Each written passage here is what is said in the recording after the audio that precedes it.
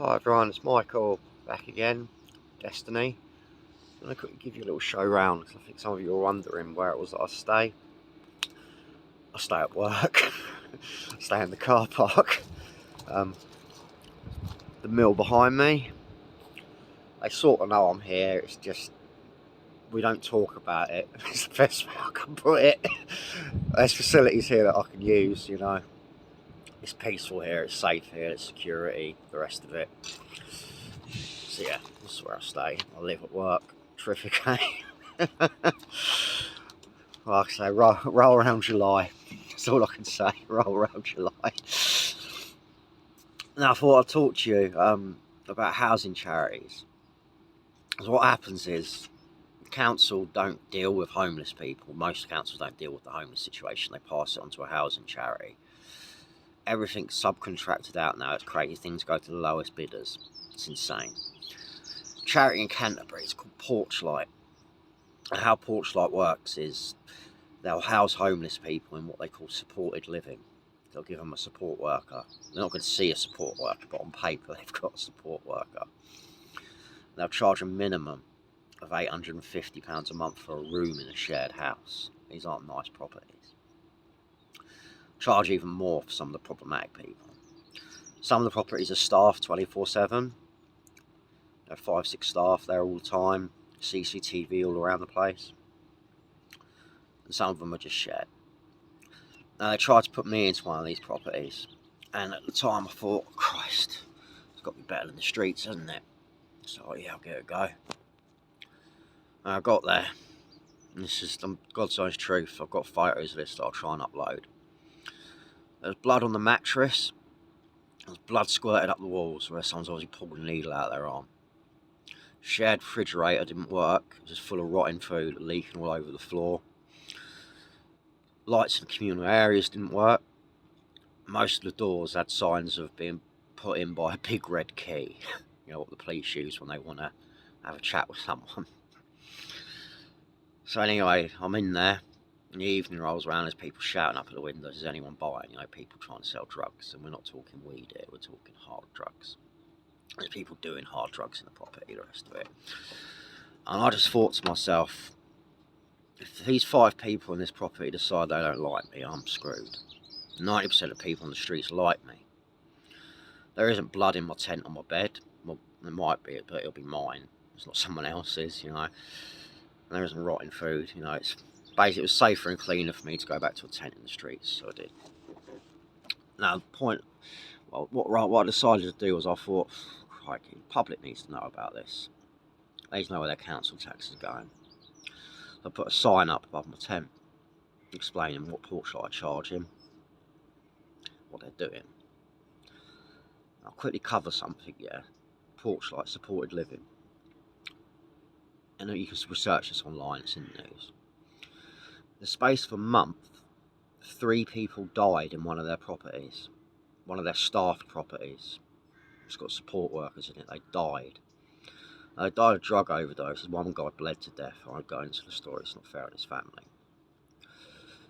I know Porchlight didn't make them do what they did, but these places were staffed 24/7, support workers. How are these people being supported when they're dying? They're not. Porchlight want their clients to be as problematic as possible, so they can charge as much as they can. They don't want them to sort themselves out. The problem I've got now is I can't go to a Porchlight property, so I've got a job. I won't get the housing allowance to be in a Porchlight property. I'll have to come up with my own pocket. Incidentally, the housing allowance for a single person in Canterbury is £550 a month, yet Porchlight are charging a minimum of £850 and it's being paid. It don't add up to me. Well, anyway, I couldn't go in with that because I said, because I've got a job. So no one's interested in helping me. It's like, what, you're homeless, you've got a job. That don't add up. It's like I'm some sort of enigma. I'm not getting any help. So I put this sign up. It created a lot of interest. A hell of a lot of interest. Now, something I should have mentioned to you was Pound of Adore is opposite Canterbury Visitors Centre and Tourist Information. The council didn't like this sign. They begged me to take it down. Begged me. I just wouldn't. Absolutely wouldn't. So in the end, I decided to contact the press. The only people who would take me up on my story would be the KM. They were too scared to say anything about porchlight, because porchlight were a massive entity. But they were willing to share my story about what happened to me, so they did. And then they wanted to film me and record me for the radio, for the news, for the podcast. And the day they came out to do that was the day that I got chucked out the doorway. I had to go up to Debenhams. So the story's gone online, it's gone in the papers, it's gone on the news, gone on the radio. People travelling to meet me, blew my mind. People coming up to me all the time, giving me all their support and that. People knew a lot of read, so people bring me books all the time. Lovely, really was. But the grief continued, the violence and the abuse. It didn't end, it really didn't. Something I always had a problem with was people begging by me, I should say. The majority of people that you'll see stopping you in the street asking you for money, they're not homeless. They're either part of a criminal gang or they're simply just drug addicts. Now again, I haven't got a problem with that. It's not my problem. But when it's being done by me, it becomes my problem. Because when people complain and the council act, they're going to come to me. I don't need the grief. I've got enough grief as it is. I don't need that. So I'd say to these people, look, just don't do it by me. If you do it by me and I tell you not to and you carry on doing it, I'll tell the person you're asking you're not homeless, you just want money for drugs. You don't want that, do you? So just don't do it by me. The majority of people figured that out, that yeah, it's better just not to do it by me. So I was in Debenhams doorway, it was happening again. And I just went and said to these people that they're not homeless, they want money for drugs.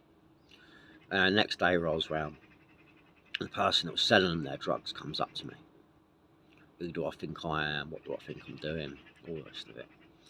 As I said, I'm not one to react, I'm really not.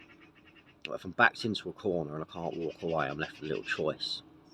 A guy attacked me, I defended myself, I'm more than capable of defending myself under the right circumstance. Pinned him against the wall, and there was a food festival going on, and the security from that came and pulled him away. This guy was huge, the guy that came along, this guy weren't going to have none of it once the security guy come along. We're talking 6'6" and 6'6" wide. Well, anyway, I phoned the police because he'd attacked me and that. It's all on camera, it's on CCTV, I'm right by a camera. I didn't do anything, I'm not going to do anything. Like I say, the police on the street are amazing. The police your phone, nah, they're nothing. So anyway, this guy for a fortnight attacked me with a chain, threatening me, even threw scalding water on me. I got burnt pretty bad. I reacted that day, but we won't go into that. I always reported it to the police, so I thought I'm doing the right thing. They did nothing, absolutely nothing, to the point where I've reported over 60 crimes, got 60 crime reference numbers. I've not investigated one thing. I think that's disgusting. I really do. I feel so let down. Because I felt I was at a point where I've got to take the law into my own hands, and I don't want to do that. I don't want to hurt anyone. I just want to be left alone. I just want justice, like anyone else would. I'm trying to set a good example in what I was doing, that not all homeless people are, problematic. Not all homeless people causing grief in the streets. So I'm just trying to do the right thing. Doing the right thing got me nowhere. After these people would basically, sometimes they might get pulled in and questioned, and then that'd be it, nothing would happen. So now I'm a grass, all the rest of it. So it made it worse for me. I'm really fearing for my safety at this point. So I was sleeping with a weapon in my hand. I had a weapon tied to my wrist. In case I dropped it in my sleep, it'd still be attached to my wrist. I still do that now. And the police did nothing. Something needs to change. If you're a homeless person, something bad happens to you, you're not going to get helped. You're just going to be forgotten about. And there's going to come a point where you're going to do something, taking the law into your own hands, and then you'll be held to account. That's not fair. That needs to change. This discrimination needs to end. It really does. Anyway, we'll leave it there for today. Big love. Thank you for watching. I'll see you soon. Bye.